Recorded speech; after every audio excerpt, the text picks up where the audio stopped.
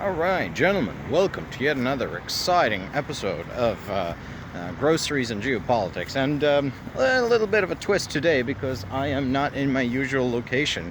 And I guess if you can guess where I am, I'll comment with a cookie emoji in your avatar. Well, anyways, I want to talk about Hungary today. Specifically, I want to talk about the upcoming Hungarian election in 2026, where, according to polls, it would appear that for the first time in 14 years, Viktor Orban's Fidesz is about to be unseated and lose its majority, lose its stranglehold on government.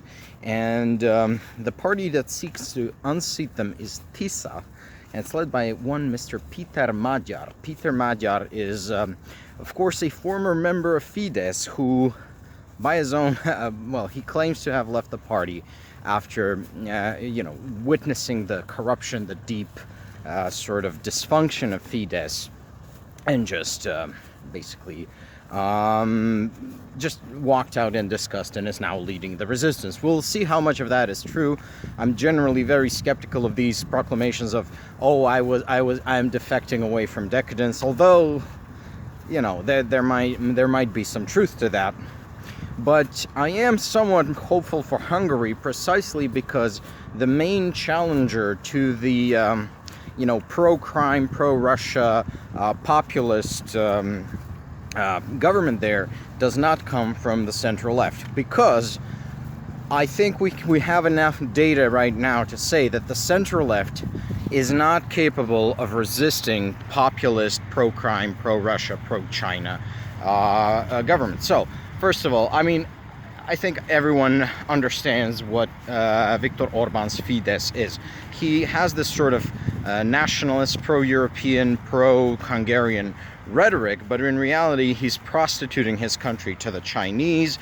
He's essentially treating Hungary like it's a vassal state of China. He treats Xi Jinping as an emperor, and he's really using Hungary's position as a member of NATO and the European Union to act as a spoiler, as a dagger in the back of European civilization on behalf of his Russian and Chinese paymaster. Chinese more than Russian, but then again, there's really not much difference right now between them. This will all change in the future, of course, as the Russians bleed more and more and the Chinese shark smells the blood in the water. But let's get back to it.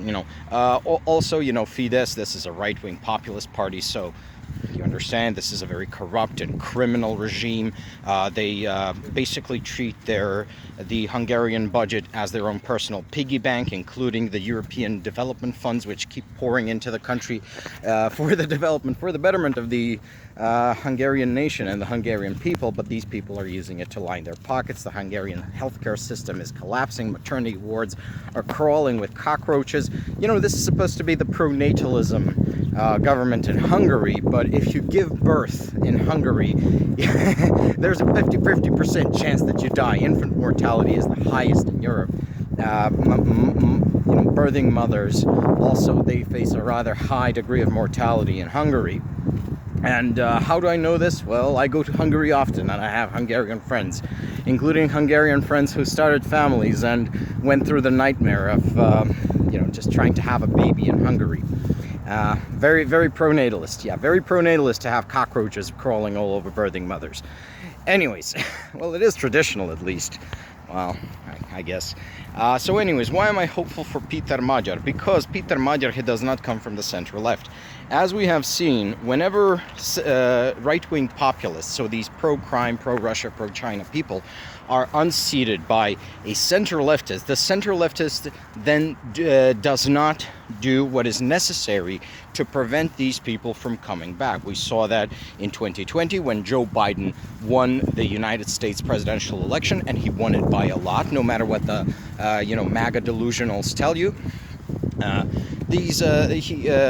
He neglected to then crack down on MAGA criminality and remove this problem permanently. Of course, some people are saying, oh, it was actually his Attorney General, Merrick Garland, but like I always say, there is such a thing as command responsibility. Who hired these people? You know, don't hire people who believe, and of course the general tenor of the Biden administration is, okay guys, we had our little incident with the first Trump regime. Now we're gonna just go back to the way it was before. You know, we're gonna be bipartisan, we're gonna be conciliatory. Let's let bygones be bygones and move on from this bullshit. Well, MAGA was not in the mood for that. So, you know, they just basically built their own cinematic universe of alternative reality and alternative facts, and then they came back with a vengeance. Of course, the people who made MAGA possible were not purged from the government. We keep hearing that there is a deep state which is preventing Donald Trump from achieving his agenda, but then there is also the reality that there is a deep state, so a group of unelected bureaucrats who made Trump possible, and these people are mostly to be found in the Pentagon, in the Defense Intelligence Agency, Naval Intelligence as well. Basically the parts of the U.S. intelligence community which are, for lack of a better term, neocon, or well, essentially the people who would like America to sort of degenerate into an essentially abdicate its position as leader of the European world and go into business for itself, something that Trump has delivered on, and now these people are very happy. I'm talking here about the likes of Elbridge Colby, the likes of Ezra Cohen Wapnick, right? He's one of these Pentagon wonks who came up with the QAnon conspiracy. You know, the people who run PSYOPs on the American public using the tricks they learned in Afghanistan. And a lot of people are saying, okay, maybe they invaded Afghanistan in the first place so they would grind the experience necessary to terrorize their own public. The Biden administration never took this threat seriously of rogue intelligence agents essentially using a populist demagogue to batter down the constraints placed by the American legal system on a sort of, well, aspiring KGB, aspiring Cheka.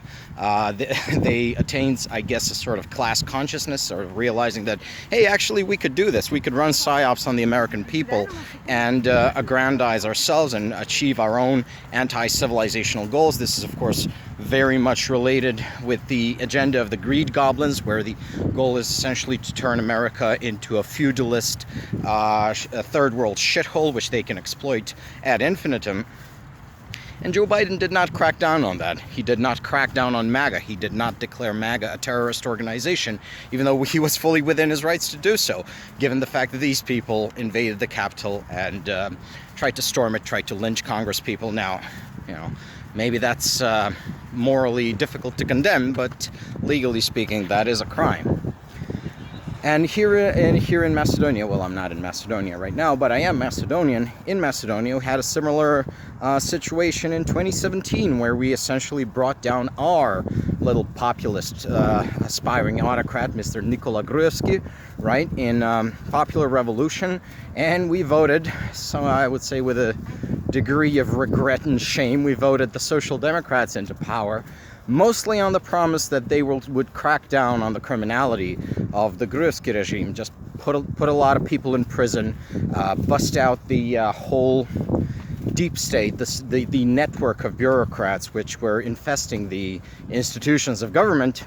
And the Social Democrats did nothing of the sort. They used their 7 years in power to essentially enrich themselves and fall over themselves how progressive and tolerant they were, which they weren't, but they did it anyways. So nobody really got what they wanted. We wanted a crackdown on corruption and criminality. We wanted a crackdown on the people who had, in many cases, ruined our own families. And now Gruevski's party is back in government. Gruevski himself not, but his party, which is the same criminal type organization subservient to Russia and China, is back in government. And it's like they were never gone, because their people are infesting all of the institutions of government. So that's the problem with these right-wing populist types. They are like cockroaches, like they're like bedbugs. Like bedbugs is a better example, because once they get in government, they put their little they lay their little eggs in government. They start infesting the institutions of government with their own people, with their own loyalists, who have no regard for the law. Like I said, these people believe they are above the law because they have power, or the mandate of the people, or the mandate of heaven in some cases. And they just work for their own policy or party agenda in defiance of the national agenda, right? And so what do you do when you have bedbugs? You fumigate. You fumigate, right? And the center left, because they just believe in institutions-driven government, they just believe in systems too much. They don't understand that essentially people make systems work. They're never going to fumigate. They're never going to suspend operations and say, okay, guys, we're moving to Aunt Jocelyn's for about a week while we unleash a metric fuckton of bug poison on the old institutions, because the bedbugs laid their eggs, and there's cockroaches in the walls, and there's all sorts of pests going around. And my hope for Hungary is that, because Mr. Magyar is not a central leftist, he's not all that enamored of this myth of institutions, he actually has the wherewithal to fumigate Hungary after the fall of the Orban regime. That's going to have to entail a suspension of the normal functioning of the state for a while. Fumigation, like when you fumigate a house, it's an arduous process. I've never had my house fumigated, but I've seen houses being fumigated. It's complicated, it's disruptive. You know, if you have small children, maybe they don't like Aunt Jocelyn. But that's the thing, it has to be done. Otherwise, we're going to be living with these pests. They're going to be infesting every article of clothing we have for the rest of eternity. So yeah, that's why I'm hopeful for Hungary. But I'm full of trepidation about America, I'm full of trepidation about Macedonia, and a lot of other countries, because, well, let's face it, like I've said numerous times, the center left does not know how to fight populism. They don't understand populism, and they don't have the wherewithal to fumigate the nation. Thank you for your attention. Bye-bye.